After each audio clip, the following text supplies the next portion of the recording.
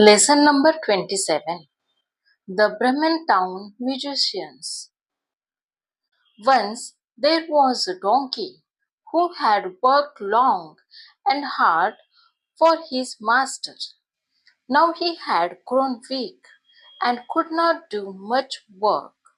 So his master began to treat him unkindly.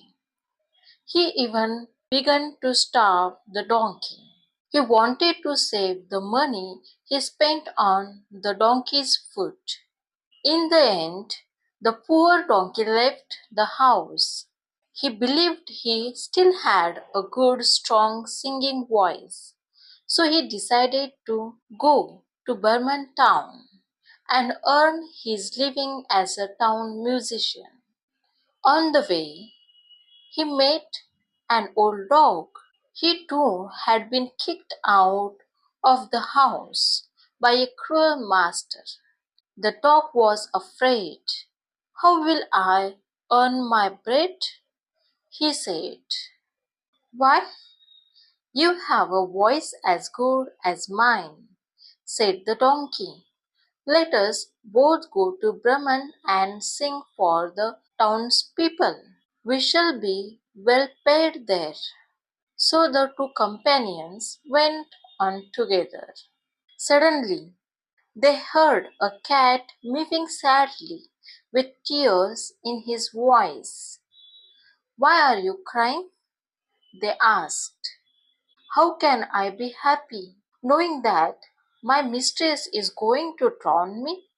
I am old and would only like to sit by the fire and sleep. I cannot catch mice as I did before. So my mistress does not need me any more. Where am I to go? Come with us to Bremen. We have a sweet voice and you know night music. You too can be a town musician," said the donkey. Now the three travelled together for some time till they came upon a farmyard. There they heard a cock's loud wailing. When they made inquiries, the cock told them, "My mistress is preparing a feast for her guests. She has told the cook to kill me for the feast. I am so frightened." So the donkey invited the cock too to join the band of musicians. Bremen was still a long way away. On the way, they had to cross a forest. As it began to get dark, the cock flew to the top of a tree to look around for shelter. He saw an old house among the trees. The poor friends decided to rest there for the night. It was quite dark by the time they reached the house. Through the window, they saw some robbers feasting at a large table inside. The animals had a clever idea. Why not give their first performance here? The robbers would be so pleased that they would happily share their food with the poor musicians. They might even pay them for their performance. So the donkey placed his forelegs on the window ledge. The dog jumped on the donkey's back and the cat on the dog's. The cock perched on the cat's head. Then all at once and all together they began to sing their wonderful song. Strangely, the music only frightened the robbers. They only heard a terrible noise and saw the huge shadow cast by the animals together. They sprang from the table and taking to their heels, disappeared into the forest. The four friends were puzzled, but they gladly sat down at the table and had a hearty dinner. Then they put out the light and went to sleep. The donkey on the straw in the yard, the cat near the stone, the dog on the doormat and the cock on the beam of the roof. Now the robbers had not gone very far.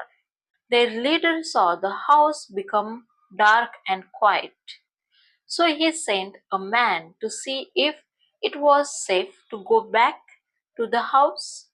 The robbers had kept all their stolen riches in that house and wanted them back. The man went into the house on tiptoe. He saw the cat's eyes and thought they were burning coals. He tried to pick up one to light his candle, but it frightened the cat. The angry cat flew at him and scratched his face. This frightened the robber. He turned to run out of the house. As he ran, the dog on the doormat bit his leg hard. He stumbled and fell on the donkey. The donkey woke up suddenly, gave the robber a smart kick with his hind legs, and all this while the cock had been screaming cock a doodle doo in his ears and flapping his wings around his head. The robber nearly died of fright. Somehow he got back to his gang.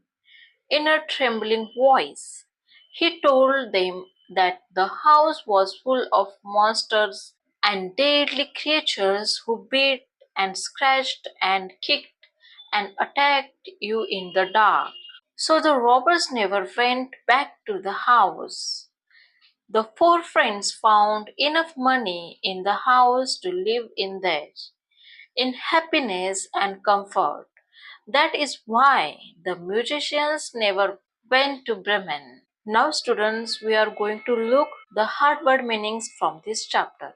Students, all these hard word meanings write down in your notebook. And when you read this story, at that time, you have to revise it whenever you feel that word is hard. Unkindly, cruelly, harshly. In Marathi, निर्दयीपणे. 2. Starve. To suffer extreme hunger. In Maraठी, उपासमार होणे किंवा उपाशी ठेवणे. 3. Companions means partner, mate. In Marathi, साथीदार, Sobti. 4. Suddenly, abruptly, unexpectedly. In Marathi, अचानक, एकाएकी. 5. Mewing, crying noise of a cat or bird. 6. Mistress, malkin. 7. Drawn, to die in water because it is not possible to breathe. Or sink. In Marathi, पाण्यात बुडून मरणे. 8. Wailing means weep, cry. 9. Feast means a large special meal specially to celebrate something. In Marathi, मेजवानी. Next word, frightened means full of fear or worry. In Marathi, भयभीत होणे. Next word, window ledge means the narrow shelf at the bottom of a window, either inside or outside, or window sill. In Marathi, खिडकीची चौकट. 12. Perched, to be sitting or resting in a high. In Marathi, बसलेला. 13. Strangely, unexpected, unusual. In Marathi, विचित्र, unapekshit. 14. Sprang means move quickly. Straw means काडी किंवा वाळलेले गवत. 16. Robbers means burglar. In Marathi, चोर किंवा डाकू. 17. Tiptoe means pussyfoot. In Marathi, पायांच्या Panjawar चालणे. 18. Stumbled means to hit your foot against something when you are walking or running and almost fall over. Or trip, slip. अडखळून पडणे. 18.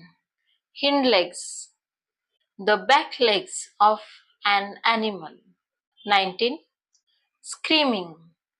Screaming is a way of expressing an intense emotional reaction. In Marathi, किंचाळणे, आक्रोश करणे. 20. Flapping means फडफडणे. 21. Trembling means थरथरत. Thank you so much students for watching this video. You read this story again and again. If you want again some stories or other chapter in this way with word meanings, you comment me which chapter do you want. So students, bye, take care.